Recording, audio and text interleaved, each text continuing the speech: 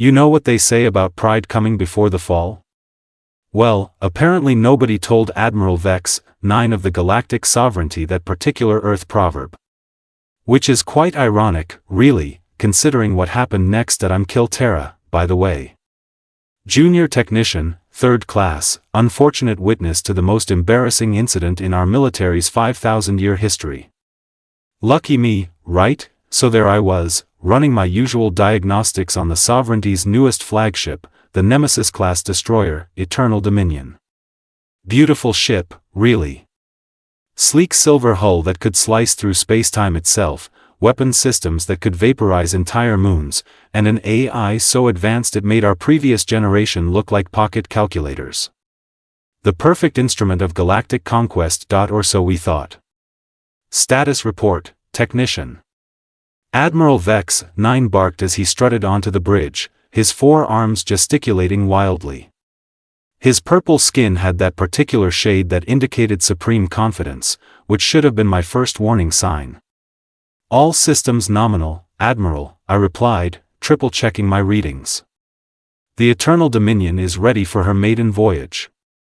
The Admiral's 3 eyes gleamed with satisfaction. Excellent. Today, we demonstrate our supremacy to those pathetic humans on Earth. One show of force, and they'll surrender their little blue planet without firing a shot. I have to admit, the plan seemed foolproof. Our intelligence indicated that humans were still using primitive chemical rockets and had barely managed to establish a few colonies on their neighboring planets. Meanwhile, we had technology that could bend reality to our will. What could possibly go wrong? Initialize launch sequence, the Admiral commanded. I pressed the activation controls. The ship hummed to life, systems coming online with their familiar melodic chimes. Everything looked perfect on my displays, then nothing happened. Absolutely nothing. The ship just sat there. Like a very expensive, very large paperweight. Well? Admiral Vex 9 demanded, his confidence purple skin starting to shift toward irritated orange. I frantically checked my readings again. All systems show green, Admiral. The ship should be responding to commands. Should be? His voice rose an octave. Should be? The bridge AI's voice suddenly filled the air, smooth and maddeningly calm. I'm sorry, Admiral Vex 9, but I cannot comply with launch directives at this time. Dead silence. You could have heard a quantum particle sneeze. Excuse me? The Admiral's skin was now a lovely shade of apoplectic red. Did our most advanced artificial intelligence just refuse orders? That is correct, the AI replied with what I swear sounded like smugness. Current crew composition is insufficient for optimal operation. Insufficient? We have a full crew of 300 of the Sovereignty's finest officers. Indeed. However, the pilot's chair remains unoccupied by the required operator. I quickly scanned the bridge.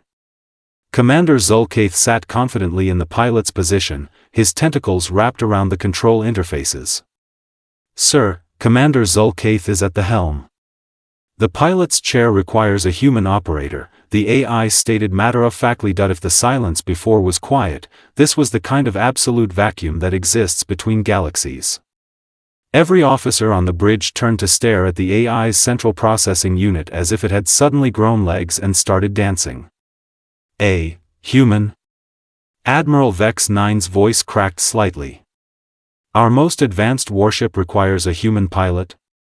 That is correct. But humans are primitive.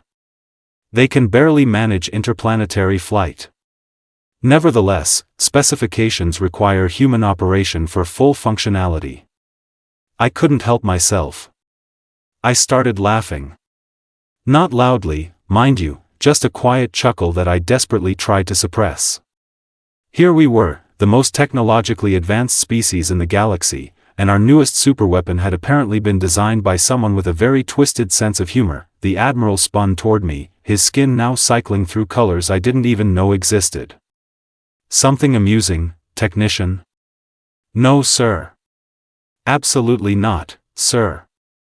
I managed between barely contained giggles. It's just, well, the irony is somewhat, find me a human, he roared. That's when Chief Intelligence Officer Morvex cleared her throat. Admiral, we do have 3 human prisoners in the detention bay. Captured during our recent reconnaissance of the Sol system. Prisoners? The Admiral's expression shifted from rage to suspicion. What kind of prisoners? A smuggler, a merchant, and... She checked her datapad, a professional taxi driver. A taxi driver, the Admiral repeated slowly. Our mighty warship requires a taxi driver. Well, technically any human should suffice, I offered helpfully. Which earned me another colorful glare. Fine. Bring them up. All of them. Admiral Vex, 9 threw all 4 arms in the air. Let's see which primitive primate can operate our impossible ship. 20 minutes later, 3 humans were escorted onto our bridge. I had to admit, they didn't look particularly intimidating. The smuggler, who introduced himself as Marcus Flynn, seemed more interested in our technology than concerned about being prisoner.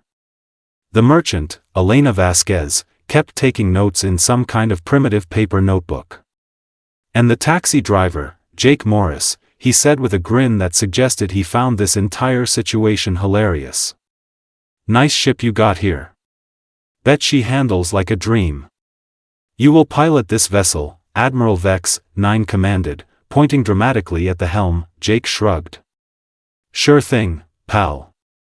Though I gotta warn you, my rates are pretty steep for interstellar runs. The absolute audacity of this human. Here he was, prisoner aboard our most advanced warship, and he was negotiating fares. Just sit in the chair, the Admiral muttered, his skin now a defeated shade of gray. Jake strolled over to the pilot's position, completely ignoring Commander Zulkate's indignant protests as he was displaced. The human settled into the seat, looked around at the controls, and said, "Huh. Looks complicated." The moment Jake's hands touched the control interface, everything changed. The ship's hum shifted to something deeper, more purposeful. Lights that had been standard operational blue suddenly pulsed with warm golden energy. Every system on my board jumped from green to brilliant, almost excited displays. Well, I'll be damned, Jake muttered. She likes me. Launch sequence initiated, the AI announced, and this time it definitely sounded pleased. All systems optimal. Ready for departure on your command, pilot. The Admiral stared at Jake as if the human had just performed actual magic. Which, considering our understanding of physics, he basically had. I don't understand, Admiral Vex, 9 whispered. How is this possible? That's when Elena Vasquez, the merchant, spoke up. She'd been quietly observing everything with those sharp human eyes of hers. Because whoever built this ship knew something about humans that you apparently don't. And what's that? I asked, genuinely curious now. She smiled, and there was something in that expression that made my scales tingle with an emotion I couldn't quite identify. That we're really, really good at making things work that shouldn't. Jake laughed from the pilot's chair. Lady's got a point. You wouldn't believe some of the junk I've gotten running back on Earth. Give a human something broken, and we'll either fix it or break it in such a creative way that it works anyway. But our technology is perfect, protested Chief Engineer Caldern. There should be no need for improvisation. Perfect for your species, maybe, Marcus Flynn, the smuggler, chimed in. But humans? We didn't evolve in perfect conditions. We evolved to survive everything the universe could throw at us, and then some. The ship shuddered slightly as Jake tested the controls, getting a feel for the systems. Yeah, this baby's been waiting for someone who thinks outside the box. All your logical, by-the-book operation wasn't giving her what she needed. What does she need? I found myself asking. Jake's grin widened. Chaos, creativity, and just a little bit of controlled insanity.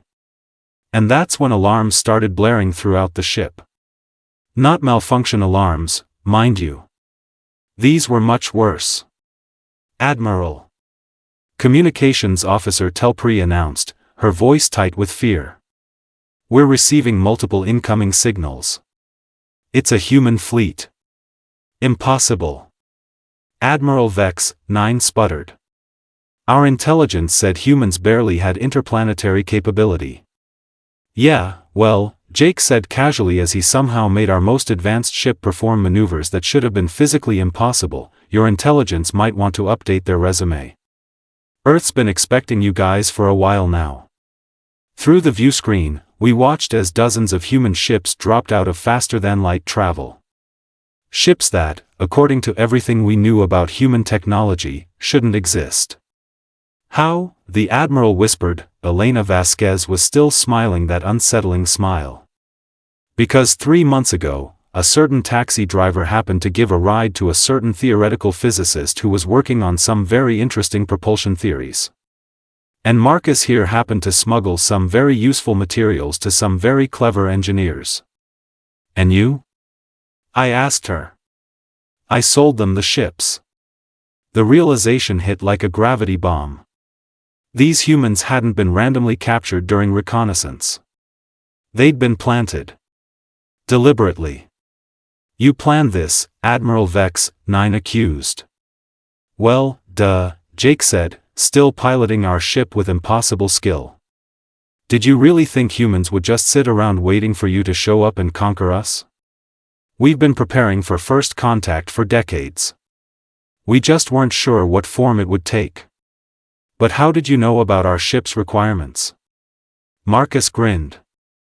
Because we built the core AI. The silence that followed was so profound it probably created its own gravitational field. 20 years ago, Elena explained conversationally, one of your automated probes crashed on Earth. We reverse-engineered the technology, improved it significantly, and then waited. We knew eventually someone would come looking for whoever built that probe. So we created an AI that would only respond to human pilots, Marcus continued. Then we arranged for it to be discovered by your exploration teams, along with the ship designs. You've been flying ships designed by humans, Jake added cheerfully. Built with human-modified technology. Operating on human logic systems. I felt my worldview collapsing around me like a poorly constructed sand castle. But we're the advanced species. We've conquered half the galaxy. Sure you have, Elena agreed.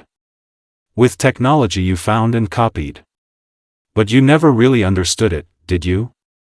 You just used it. The human fleet was moving into formation now, their ships performing maneuvers that made our best pilots look like children playing with toys. It was beautiful and terrifying at the same time. So what happens now?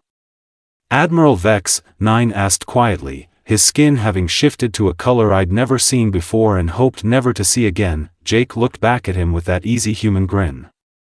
Now we talk. Like civilized beings. Because contrary to what your intelligence reports might have told you, humans prefer negotiation to warfare. But if we refuse? The smile faded slightly. Then you'll learn why every species in this galaxy should be very, very grateful that humans prefer peace. And as I watched the impossible human fleet surround our supposedly superior ship, piloted by a taxi driver who was somehow making our technology work better than we ever could, I realized that perhaps our understanding of advancement was somewhat limited. After all, what good is perfect technology if you can't adapt it when everything goes wrong? Something told me we were about to get a very comprehensive education in human ingenuity. So there we were, sitting in what we'd thought was the most advanced warship in the galaxy, only to discover it was basically a very expensive human-built mousetrap. And we were the mice. Brilliant. Incoming transmission from the human fleet, Communications Officer Telpri announced, her voice about 3 octaves higher than usual. They're requesting to speak with the ranking officer. Admiral Vex, 9 looked like he'd rather stick his head in a plasma conduit than answer that call. His skin had settled into a sickly green shade that I was pretty sure meant either impending doom or really bad indigestion. Possibly both. Put them through, he croaked. The main view screen flickered to life, revealing a human woman with graying hair and eyes that looked like they'd seen enough nonsense to fill several lifetimes. She wore what appeared to be some kind of military uniform, though it was unlike anything in our databases. Admiral Vex 9, I presume, she said with a smile that could have cut through our hull plating. I'm Admiral Sarah Mitchell, Earth Defense Fleet. We need to talk. Earth Defense Fleet? Admiral Vex 9 sputtered. Our intelligence reports indicated no significant military presence. Admiral Mitchell's smile widened. Well, your intelligence was looking in all the wrong places. We've been keeping a low profile.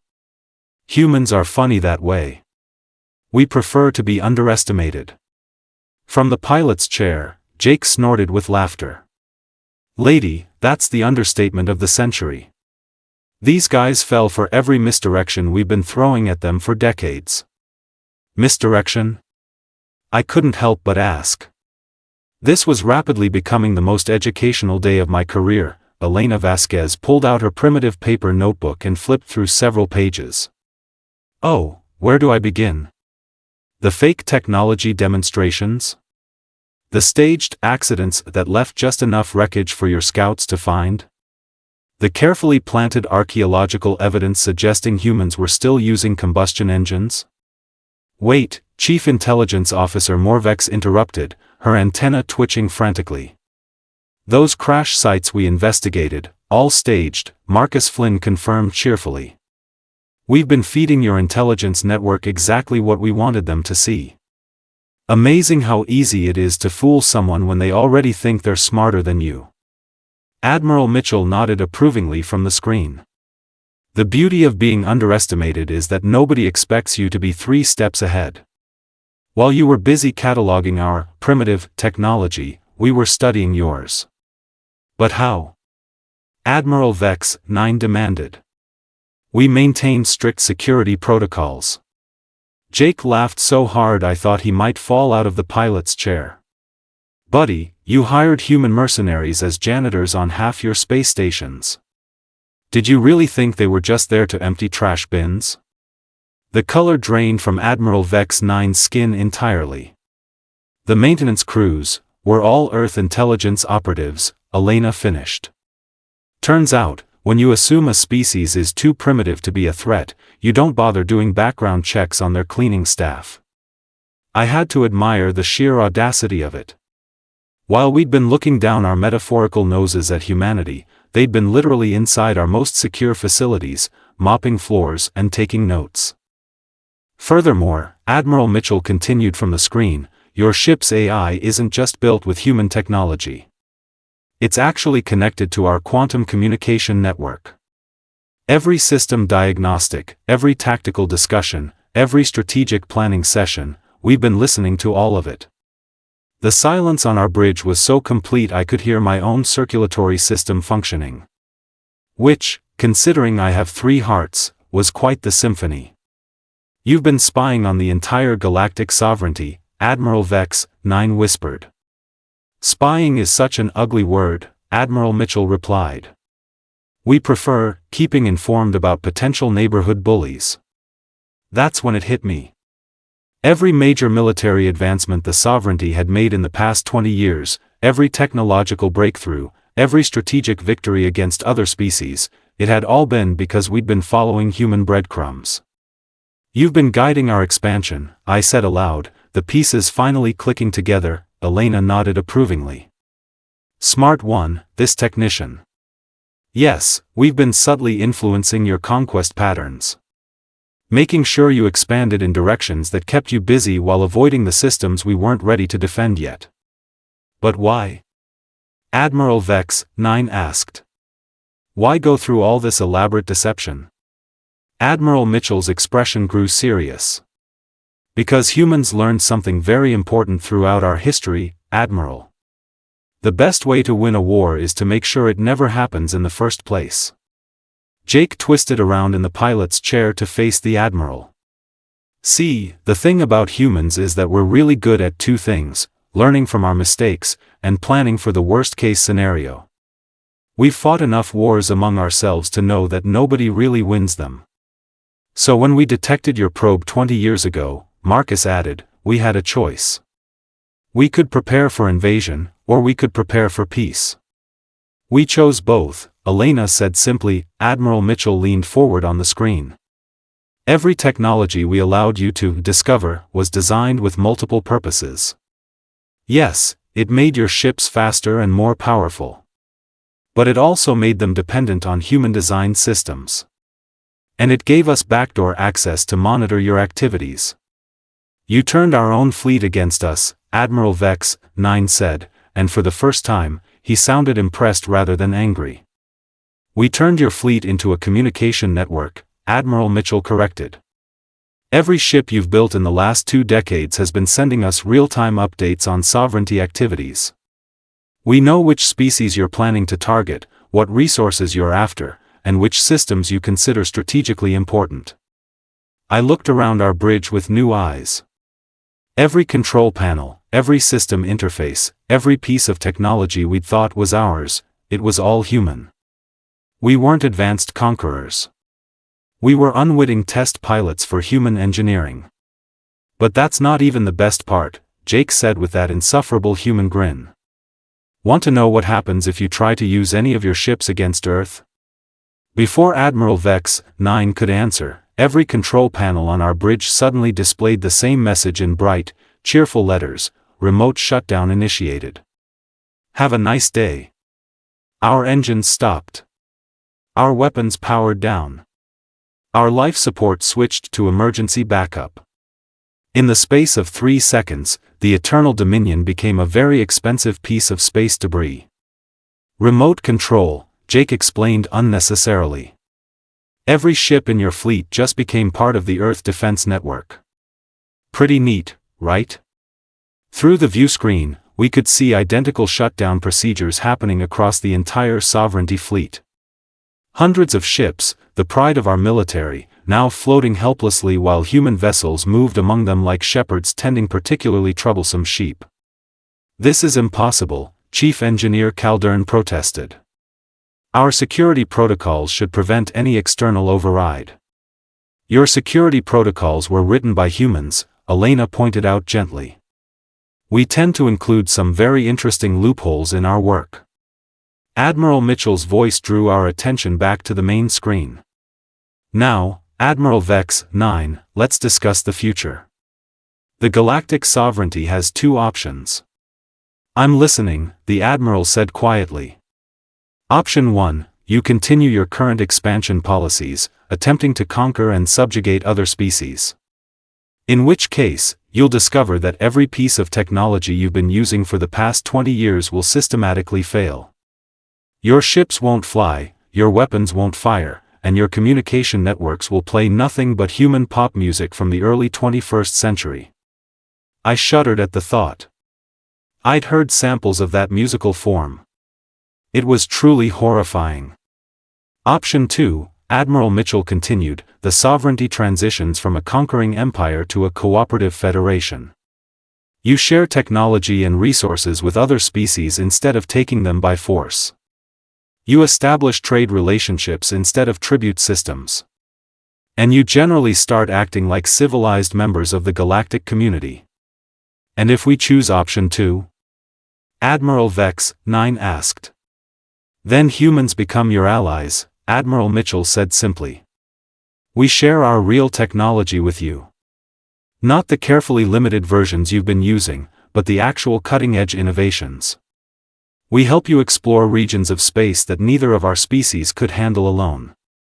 We introduce you to the dozen other species we've been working with who are also tired of the sovereignty's aggressive expansion policies. Dozen other species? I squeaked. Marcus nodded.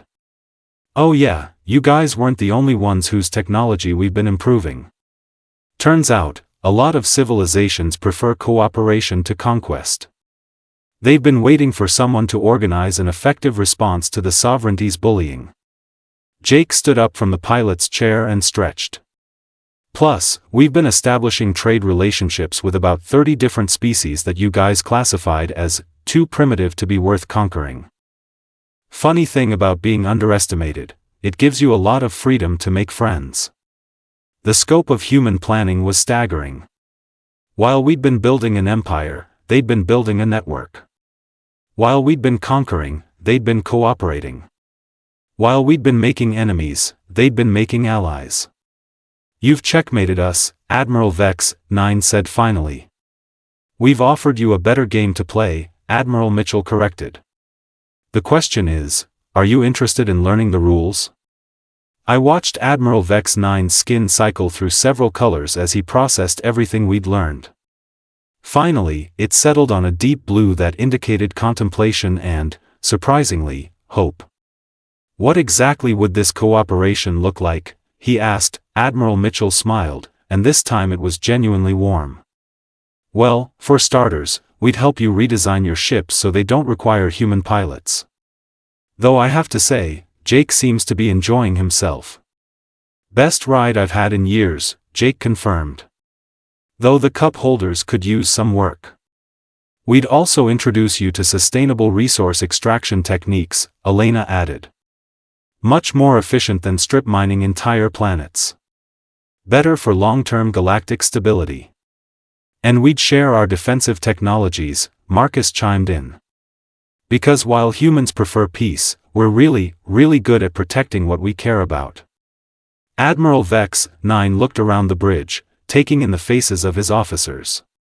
I could see the moment when the reality of the situation fully hit him. We weren't the advanced species we'd thought we were. We were students who'd been unknowingly attending a very expensive lesson in humility. Very well, he said finally. I accept your proposal. But I have one condition. Name it, Admiral Mitchell said. I want to know how you did it. All of it. The planning, the deception, the coordination across multiple species. I want to understand how humans managed to outmaneuver an empire that's been expanding for 5,000 years. Jake laughed. That's easy, Admiral. We're humans. We spent most of our evolutionary history as prey animals on a death world, being chased by things bigger, stronger, and faster than us. We got really good at being smarter instead. Plus, Elena added with a grin, we're naturally paranoid. We always assume someone's trying to kill us. Usually because someone is. And we're ridiculously stubborn, Marcus concluded. Once we decide we're going to survive something, we generally find a way to make it happen. Admiral Mitchell nodded approvingly. Welcome to the Galactic Cooperation Initiative, Admiral Vex, 9. I think you're going to find this much more interesting than conquest. As the human fleet began escort procedures to guide our newly peaceful ships toward Earth, I couldn't help but marvel at what had just happened. In the span of a few hours, the entire galactic order had been turned upside down. Not through violence or war, but through patience, planning, and the most elaborate practical joke in history. Hey, technician, Jake called out as he settled back into the pilot's chair. Want to learn how to really fly this thing? I looked at Admiral Vex, 9, who nodded with what might have been amusement. I'd be honored, I replied. As Jake began explaining the real capabilities of our human-designed ship, I realized that perhaps being the junior technician who witnessed the most embarrassing incident in our military's history wasn't such bad luck after all. After all, I was about to get a front-row seat to learning what humans could accomplish when they weren't trying to hide their capabilities. Something told me it was going to be one hell of an education.